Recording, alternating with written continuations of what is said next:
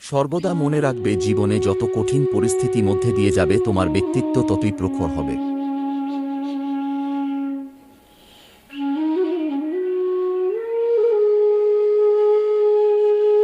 প্রতিটি কর্মের আগে আমাদের কর্মের প্রতি সঠিক মনোভাব গড়ে তোলা আবশ্যক, তবে সেই কর্মকে আনন্দের সাথে সম্পূর্ণ করা সম্ভব। সঠিক উদ্দেশ্য নিয়ে সঠিক কাজ সম্পূর্ণ করাই হলো আমাদের জীবনের পরম সাফল্য। বৈষয়িক জগৎ মানুষের কাছে প্রথমে আনন্দ ও সন্তুষ্টি যেমন নিয়ে আসে, ঠিক তেমনি সময়ের সাথে বহু দুঃখ কষ্ট বয়ে নিয়ে আসে।